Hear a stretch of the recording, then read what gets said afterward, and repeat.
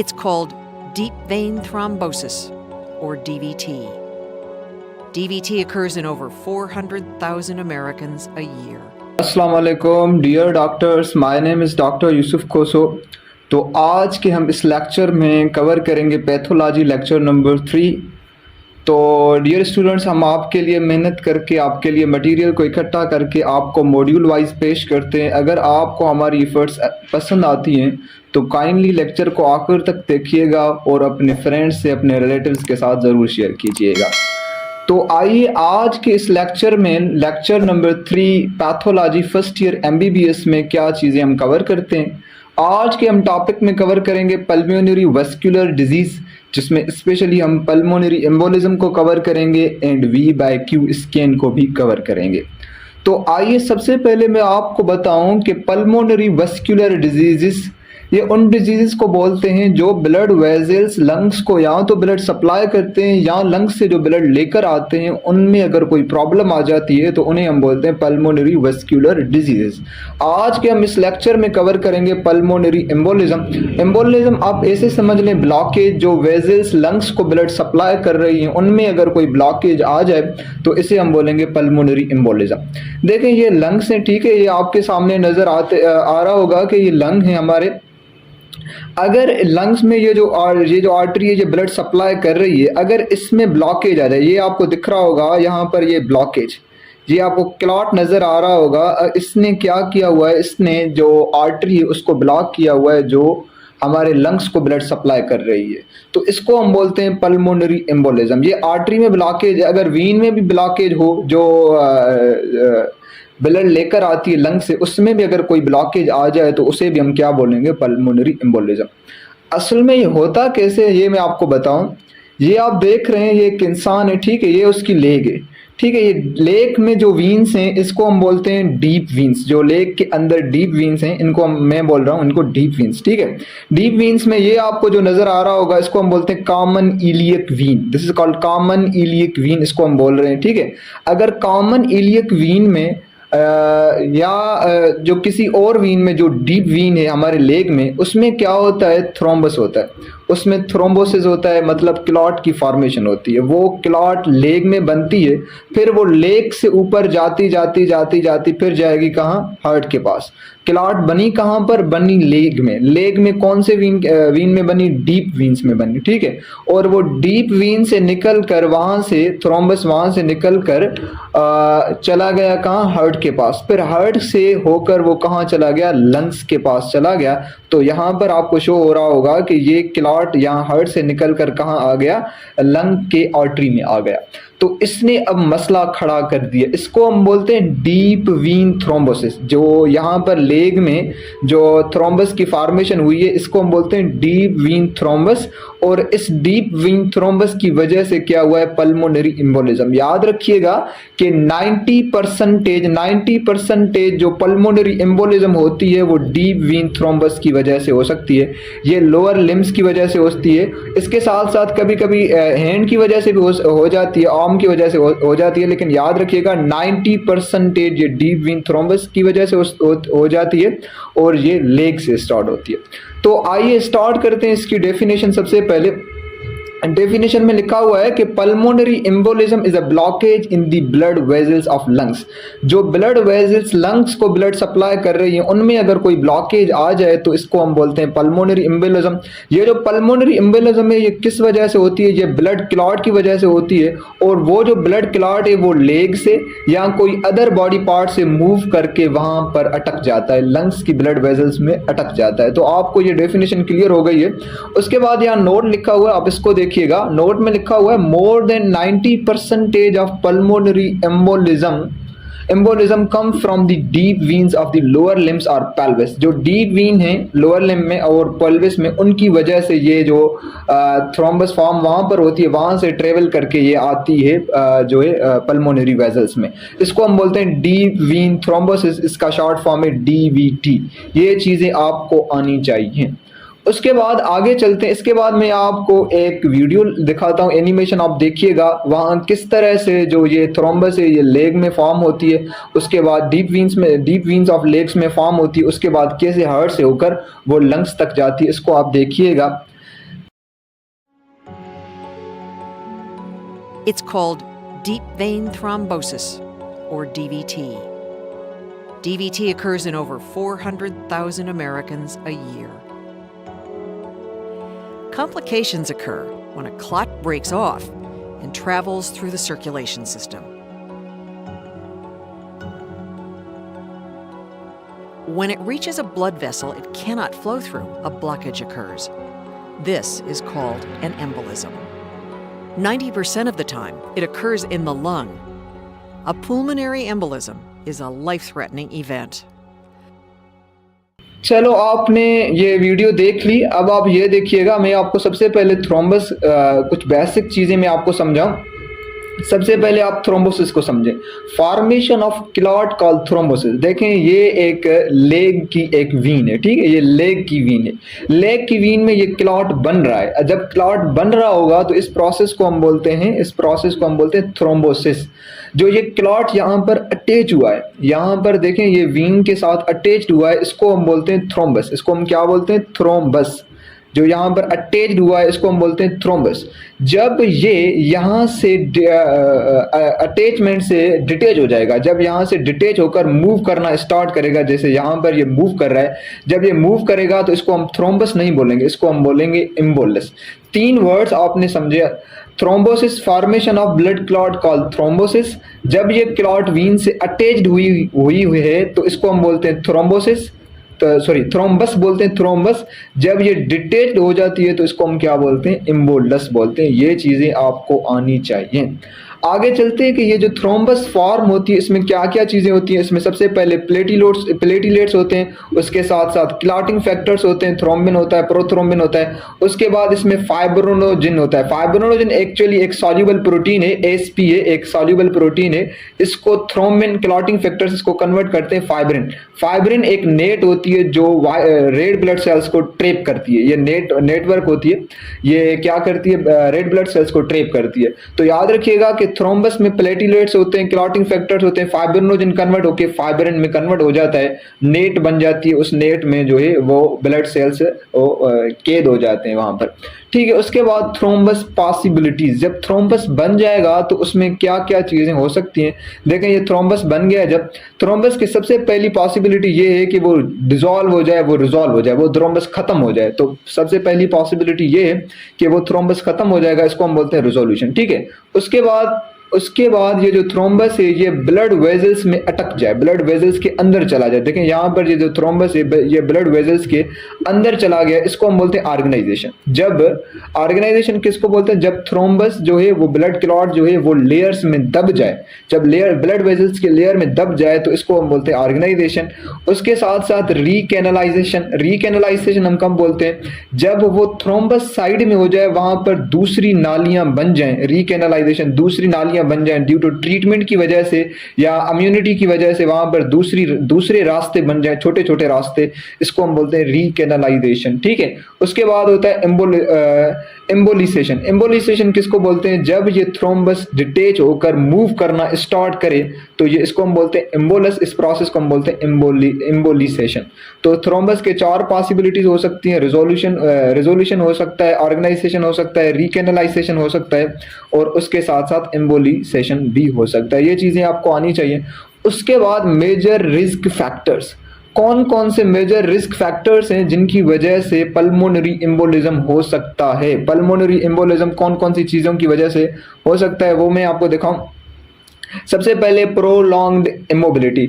कोई बंदा ज्यादा देर तक इमोबाइल रहे, लॉन्ग फ्लाइट्स ले, बेड रेस्ट करे, सिटिंग टू लॉन्ग, ज्यादा देर तक बैठा रहे।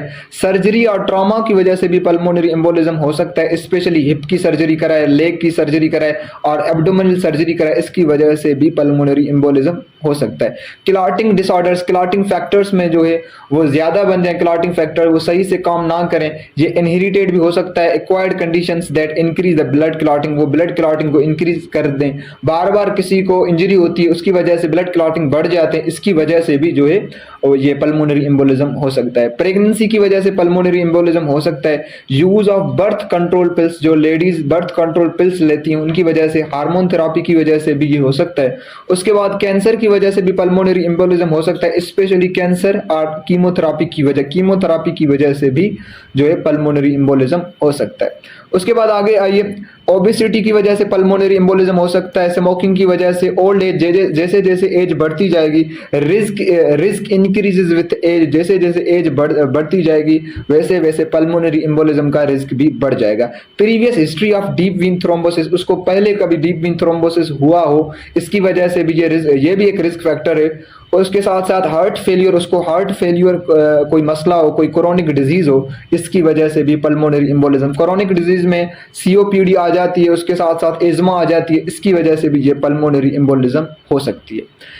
तो ये जो पल्मोनरी एम्बोलिज्म है, ये मैंने आपको बताया डीप वीन जो है हमारे लेग्स में मोस्टली वहां से होती है, 90% मैंने आपको बताया डीप वीन थ्रोम्बोसिस की वजह से होती है। तो सबसे पहले कौन कौन से सोर्सेज हैं, यहाँ पर टॉपिक लिखा major sources of pulmonary embolism, pulmonary embolism के मेजर सोर्सेज कौन कौन से हैं। तो मेजर सोर्सेज में आपको बताऊं, deep veins of legs and pelvis, जो डीप वीन्स लेग्स में और पेल्विस में, उनकी वजह से होता है। मोस्ट कॉमन कॉज सोर्सेज यही है। सबसे पहले फीमोरल वीन में ये डीप वीन थ्रोम्बोसिस हो सकता है, पोप्लीटियल वीन में हो सकता है, उसके साथ पोस्टेरियर तिबियल वीन में हो सकता है, उसके बाद पेरोनियल वीन की वजह से भी हो सकता है। पेल्विक वीन कौन कौन सी है जिसकी वजह से ये हो सकता है, एक्सटर्नल इलियक वीन की वजह से हो सकता है, इंटरनल इलियक वीन की वजह से हो सकता है, कॉमन इलियक वीन की वजह से भी हो सकता है। आइए मैं आपको ये वीन्स दिखाऊं। देखें ये लेग है, सबसे पहले आप ये देखिएगा, this is common iliac vein, ये कॉमन इलियक वीन की वजह से हो सकता है। This is internal iliac vein, इसकी वजह से हो सकता है। This is external iliac vein, इसकी वजह से हो सकता है। दिस इज फीमोरल वीन की वजह से हो सकता है। This is called popliteal vein, popliteal vein की वजह से हो सकता है। पोस्टेरियर तिबियल वीन, इस पोस्टेरियर तिबियल वीन की वजह से हो सकता है। पेरोनियल वीन, इसकी वजह से भी हो सकता है। ये मेजर कॉजेज हैं, 90% यहाँ से डीप वीन थ्रोम्बस की जो सोर्स है वो यहाँ से होती है। तो ये चीजें आपको आनी चाहिए। उसके बाद आगे चलते हैं। उसके बाद है विर्चाउस ट्राइएड। आपने रुडोल्फ विर्चाउ सुना होगा, पैथोलॉजी का एक माहिर जो इंसान थे। विर्चाउस ने एक ट्राइएड दिया कि वाई थ्रोम्बोसिस अक्कर, इसने हमें यह समझाया कि थ्रोम्बोसिस होती क्यों है, मतलब फॉर्मेशन ऑफ क्लॉट क्यों होती है, वाई थ्रोम्बोसिस अक्कर। तो ये चीजें इसने ट्राइएड में समझाई हैं। 3 चीजें बताई हैं ट्राइएड में। सबसे पहले उसने बताया है कि ब्लड स्टेसिस, अगर ब्लड रुक जाए कहीं पर तो इसकी वजह से ये थ्रोम्बोसिस हो सकती है, मतलब ब्लड क्लॉट बन सकता है। उसके बाद इसने बताया वेस्क्यूलर डैमेज, कहीं पर जो ब्लड वेसल है वो डैमेज बन जाती है, इसकी वजह से भी जो है थ्रोम्बोसिस हो सकती है। उसके बाद है हाइपर कोएगुलेशन, क्लॉटिंग फैक्टर्स ज्यादा बढ़ जाएं तो इसकी वजह से ये ट्राइएड, इसको विर्चाउस ट्राइएड बोलते हैं, ये आपको आनी चाहिए। तो स्टेसिस, ब्लड स्टेसिस की वजह से हो सकता है, वेस्क्यूलर डैमेज की वजह से हो सकता है, हाइपर कोएगुलेशन, ये चीजें हैं विर्चाउस ट्राइएड में आ जाती हैं। इसको आप शी से याद रखिएगा, simple she. Stasis, blood stasis की वजह से, हाइपर कोएगुलेबिलिटी की वजह से, एंडोथेलियल इंजरी, एंडोथेलियल इंजरी को यहां पर लिखा हुआ है vascular damage, endothelial injury is also known as vascular damage. तो ये 3 चीजें जिनकी वजह से थ्रोम्बोसिस बन सकती है। तो आइए उसके बाद आगे चलते हैं। तो आइए हम स्टार्ट करते हैं pathophysiology of pulmonary embolism. Pulmonary embolism की पैथोफिजियोलॉजी को पढ़ते हैं कि ये किस तरह से काम करता है। सबसे पहले मैंने आपको बताया कि ये जो डीप वीन्स हैं, ये जो दिखाया गया है कॉमन इलियक वीन, ये कॉमन इलियक वीन में इशू आ गया है, यहाँ पर थ्रोम्बस बन गया है, वो थ्रोम्बस यहाँ से डिटेच हो गया। जब डिटेच हो गया तो डिटेच होगा तो हम इसे उसे क्या बोलेंगे, एम्बोलस बोलेंगे। वो एम्बोलस यहाँ से मूव करके करके हार्ट के पास आया, फिर हार्ट के पास कहाँ, हार्ट से होकर कहाँ चला गया, ये चला गया लंग्स के पास, और जो पल्मोनरी आर्टरी है उसको ब्लॉक करके रखा हुआ है। तो ये जो ये है ये किस तरह से काम करता है इसको हम समझते हैं। Pulmonary pathophysiology of pulmonary embolism. Pathophysiology of pulmonary embolism को कवर करने से पहले मैं चाहता हूं आप सिम्टम्स ऑफ पल्मोनरी एम्बोलिज्म देखें, कौन कौन से सिम्टम होते हैं। अगर किसी पेशेंट को, अगर किसी बंदे को पल्मोनरी एम्बोलिज्म हो जाए तो आप उसमें क्या क्या सिम्टम्स देखेंगे। सबसे पहले तो आइए यहाँ पर देखते हैं सबसे पहले swelling in the leg, leg में स्वेलिंग हो जाएगी। उसके साथ साथ रेड और डिस्कलर्ड स्किन, जो स्किन है वो रेड बन जाएगी और डिस्कलर्ड बन जाएगी। उसके साथ साथ वार्मथ इन स्किन, जो स्किन है वो गर्म बन जाएगी, यह भी एक निशानी है। पेन इन दी कॉफ, जो पिंडली है, पिंडली, ये पिंडली, इसमें पेन होगा। चेस्ट पेन होगा, ये भी एक निशानी है कि उस पेशेंट को, उस बंदे को चेस्ट पेन होगा, तो ये भी याद रखिएगा, ये भी एक निशानी है। उसके बाद शॉर्टनेस ऑफ ब्रीथ, ब्रीथ उसकी शॉर्ट बन जाएगी, फास्ट ब्रीथिंग करेगा। कफिंग अप ब्लड, जब कफिंग करेगा तो उसमें ब्लड आएगी। डेजीनेस, उनका उसका सर चकराएगा। रैपिड और irregular heart beat, heart beat fast हो जाएगी और इरेगुलर, एंजाइटी, उसको परेशानी होगी। उसके साथ साथ उसमें हाइपोटेंशन होगी, HT हाइपोटेंशन होगी। उसके साथ साथ हाइपोऑक्सीमिया होगी, ऑक्सीजन की कमी हो जाएगी। उसके साथ साथ हाइपोकेपनिया होगी। तो ये चीज़ें जो मैं आपको बता रहा हूँ ये भी आप याद रखिएगा, हाइपोऑक्सीमिया, हाइपोकेपनिया, ये चीज़ें भी होंगी। आइए अब स्टार्ट करते हैं पैथोफिजियोलॉजी। तो पैथोफिजियोलॉजी ऑफ पल्मोनरी एम्बोलिज्म में मैं सबसे पहले आपको बताऊं, सबसे पहले क्या होगा पल्मोनरी एम्बोलिज्म। जब जो एम्बोलस है वो आकर जो है पल्मोनरी जो आर्टरी है उसको ब्लॉक करेगा। जब उसको ब्लॉक करेगा तो उससे क्या होगा, पल्मोनरी वेस्क्यूलर प्रेशर जो है वो इंक्रीज हो जाएगा। पल्मोनरी वेस्क्यूलर प्रेशर बढ़ जाएगा। जब ये देखें, जब ये आर्टरी जो है लंग्स को ब्लड सप्लाई कर रही है, तो यहाँ पर अगर ब्लॉकेज आ जाएगा तो यहाँ से जो ब्लड सप्लाई हो रही है वो क्या हो जाएगा, फास्ट बन जाएगा। क्योंकि यहाँ पर देखें डायामीटर ये छोटा हो गया, इसकी वजह से जब एरिया, सरफेस एरिया कम होती है तो प्रेशर बढ़ जाता है। तो ये प्रेशर बढ़ जाएगा, उस प्रेशर के साथ साथ ये जो ब्लड है ये वापस भी होगी। जब वापस होगी तो ये बैक फ्लो करेगी to right side of heart, क्योंकि ये राइट साइड ऑफ हार्ट में चली जाएगी बैक फ्लो के साथ। जब ये बैक फ्लो के साथ राइट साइड ऑफ हार्ट में चली जाएगी, इंक्रीज करेगी, इंक्रीज राइट वेंट्रिकुलर प्रेशर, जो राइट वेंट्रिकुलर प्रेशर है उसको बढ़ाएगी। तो उसके साथ क्या होगा, dilation of ventricle, ventricle size में बढ़ जाएंगे। जब वेंट्रिकल साइज में बढ़ जाएंगे तो इससे एक रिस्क जनरेट होगा that right sided heart failure हो सकता है। जब राइट साइडेड हार्ट फेलियर हो जाएगा तो डिक्रीज कार्डियक आउटपुट, जो कार्डियक आउटपुट है वो कम हो जाएगी। जब कार्डियक आउटपुट कम हो जाएगी तो रिसेप्टर्स उसे डिटेक्ट करेंगे कि कार्डियक आउटपुट डिक्रीज हो गई है। जब कार्डियक आउटपुट डिक्रीज होगी, रिसेप्टर उसे डिटेक्ट करेंगे, तो फिर क्या होगी, टेकीकार्डिया। तो ब्रीथिंग जो है वो, सॉरी, हार्ट बीट जो है वो फास्ट बन जाएगी, क्योंकि हार्ट कोशिश करेगी कि मैक्सिमम कार्डियक आउटपुट दे सके, तो ये टेकीकार्डिया होगी। टेकीकार्डिया के साथ साथ वेजो कंस्ट्रक्शन होगी, क्योंकि ब्लड प्रेशर को बढ़ाने की कोशिश की जाएगी। मैं क्या कह रहा हूँ, कोशिश की जाएगी, लेकिन ब्लड प्रेशर बढ़ नहीं पाएगा। क्यों नहीं बढ़ पाएगा, क्योंकि जो कार्डियक आउटपुट है वो वेरी डिक्रीज हो जाएगा। जब कार्डियक आउटपुट वेरी डिक्रीज हो जाएगा तो उसके साथ क्या होगा, हाइपोटेंशन। कोई अगर आपसे पूछे कि जो पल्मोनरी एम्बोलिज्म है उसमें क्या होता है, आप बोलेंगे हाइपोटेंशन, लेकिन बॉडी अपनी कोशिश करती है कि वेजो कंस्ट्रक्शन किया जाए, टेकीकार्डिया किया जाए, लेकिन कुछ होता नहीं है। लेकिन फाइनली जो रिजल्ट होता है वो हाइपोटेंशन ही होता है। उसके साथ साथ मैंने लिखा है हाइपोऑक्सीमिया, और हाइपोऑक्सीमिया बोलते हैं ऑक्सीजन की कमी हो जाएगी। क्यों ऑक्सीजन की कमी हो जाएगी, ब्लॉकेज जो होगी, जो आर्टरी में जो पल्मोनरी वेजल्स हैं उनमें अगर ब्लॉकेज हो जाएगी तो ऑक्सीजन लंग्स तक नहीं पहुंच पाएगी। जब ऑक्सीजन लंग्स तक नहीं पहुंच पाएगी तो इसको हम बोलेंगे हाइपोऑक्सीमिया। और बॉडी कोशिश करेगी कि फास्ट ब्रीथ करे, ब्रीथिंग क्या बन जाएगी, फास्ट बन जाएगी। जब ब्रीथिंग फास्ट बन जाएगी तो उसकी वजह से फिर क्या होगा, हाइपोकेपनिया। हाइपोकेपनिया कैसे होगा, जब हाइपर वेंटिलेशन होगी ना, जब फास्ट ब्रीथिंग बंदा करेगा तो उसके साथ क्या होगा, कार्बन डाइऑक्साइड ज्यादा बाहर निकल जाएगा लंग्स से। जब कार्बन डाइऑक्साइड ज्यादा बाहर निकल जाएगा तो इसकी वजह से हाइपोकेपनिया भी होगी, हाइपोऑक्सीमिया होगी, हाइपोकेपनिया होगी, हाइपोटेंशन, ये चीजें आप याद रखिएगा। उसके बाद है V/Q स्कैन। V/Q स्कैन में आपको समझाने से पहले मैं चाहता हूं आपको एक डायग्राम दिखाया जाए। आप ये डायग्राम देखिएगा सबसे पहले। तो यहाँ पर देखिएगा, ये है अल्वोला, ठीक है, ये अल्वोला है। हाँ, तो देखिए आप, ये है अल्वोला। अल्वोला में जो है एयर आती है और यहाँ पर ये है कैपिलरी, कैपिलरी में ब्लड फ्लो करती है। जो कैपिलरी में ब्लड फ्लो करती है इसको हम बोलते हैं परफ्यूजन। इस परफ्यूजन को हम शो करते हैं क्यू से। ये याद रखिएगा, जो ब्लड फ्लो कैपिलरी में करती है इसको हम शो करते हैं क्यू से। जो यहाँ से एयर आती है अल्वोला में, फिर अल्वोला से जाती है कहाँ, कैपिलरीज में, इसको हम शो करते हैं वी से। इसको हम बोलते हैं वेंटिलेशन, ठीक है। तो परफ्यूजन जो है, जो ब्लड फ्लो है, उसको हम किस से शो करते हैं, क्यू से। और जो वेंटिलेशन है, जो एयर आती है, उसको हम शो करते करते हैं वी से, इसको हम बोलते हैं वी बाय क्यू स्कैन। इसको मैं समझाने जा रहा हूँ आपको। आप देखें यहाँ पर जो एयर है वो रुका हुआ है, एयर अंदर नहीं आ रही। एयर जब अंदर नहीं आ रही तो वी क्या है, जीरो है। जब वी जीरो है लेकिन परफ्यूजन है, लेकिन ब्लड जो है वो फ्लो कर रहा है, तो इसके नतीजे में जो वी बाय क्यू का जो जवाब आएगा वो जीरो आएगा। तो याद रखिएगा, जब वेंटिलेशन नहीं होगी, जब लंग्स में इशू होगा, वहाँ अल्वेलाई में इशू होगा, तो उसकी वजह से जो वी बाय क्यू की वैल्यू है वो क्या बन जाएगी, जीरो बन जाएगी।